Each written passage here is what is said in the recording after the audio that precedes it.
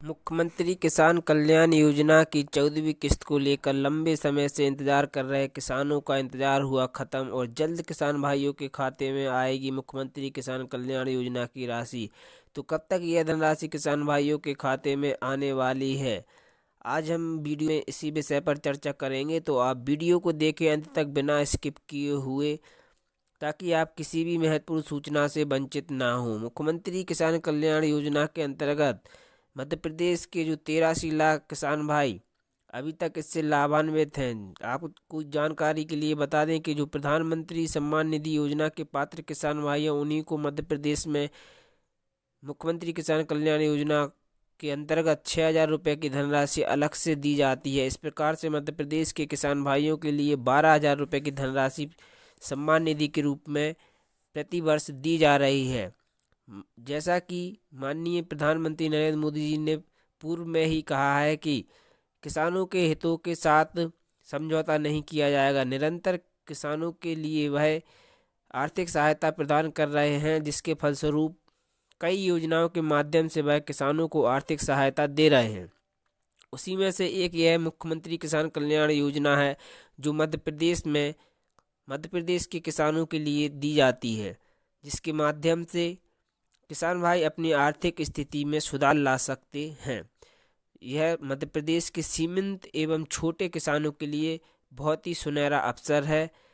उनकी आर्थिक सहायता में सुधार के लिए यह निरंतर चलाई जा रही योजना है, जिसके माध्यम से अभी तक किसान भाइयों को 13 किस्तें आ चुकी हैं। 14वीं किस्त का किसान भाई इंतजार कर रहे हैं। हालांकि हम अभी तक देखते आ रहे थे, जैसे ही प्रधानमंत्री सम्मान निधि योजना की किस्त आती थी, उसके कुछ दिनों के बाद ही मुख्यमंत्री किसान कल्याण योजना की किस्त भी आ जाती थी।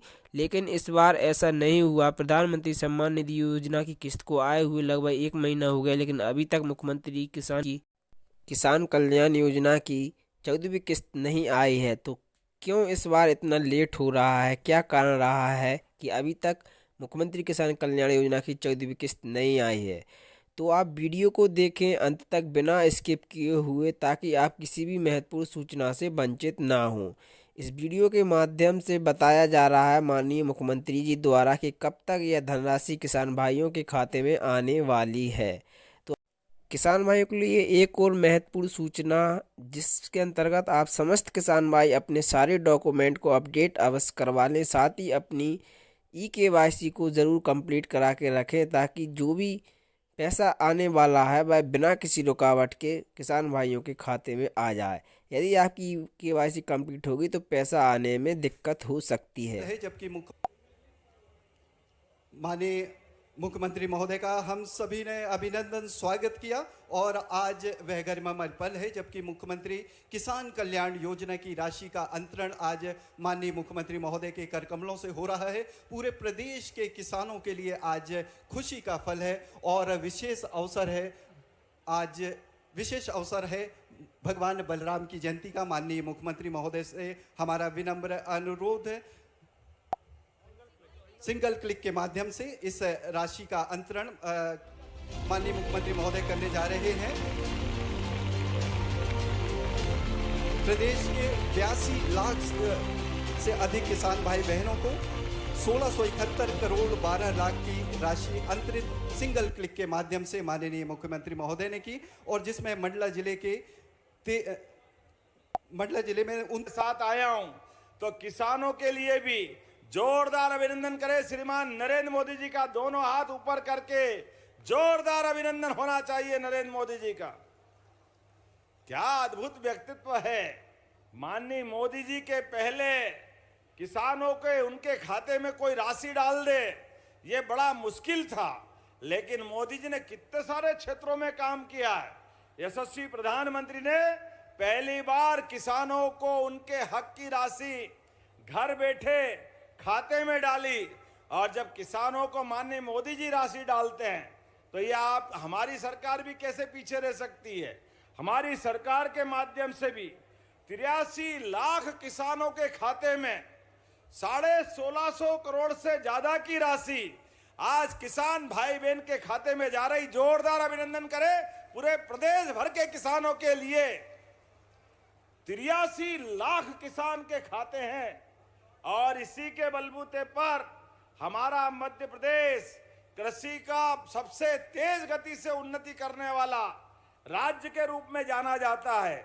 जब मैं आपसे बात कर रहा हूं तो अकेले मंडला के अंदर यहां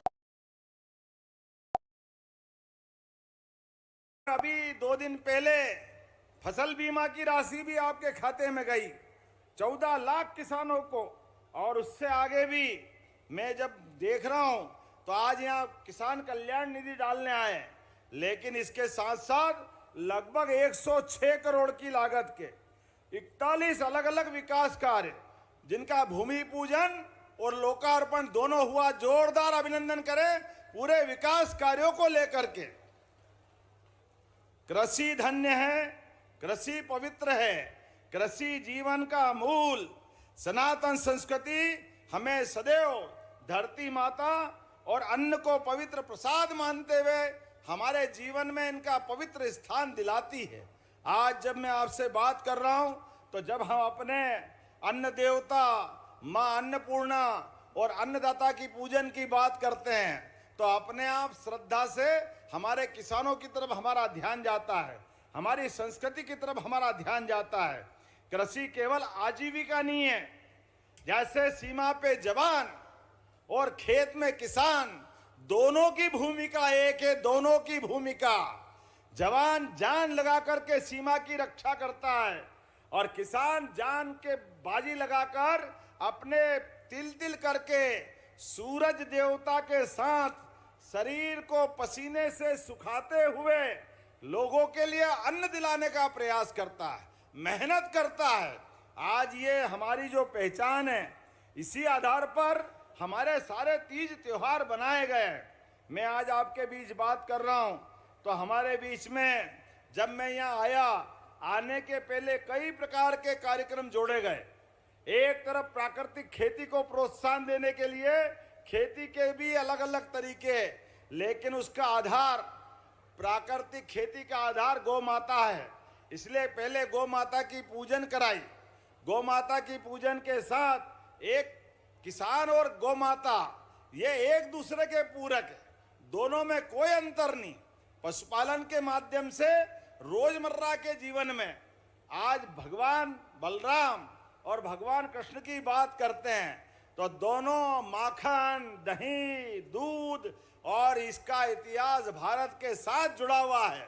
पूरा देश की पहचान हमारे दूध और दही के भंडार भरे रहते हैं इस देश में हजारों साल से, यही परंपरा थी।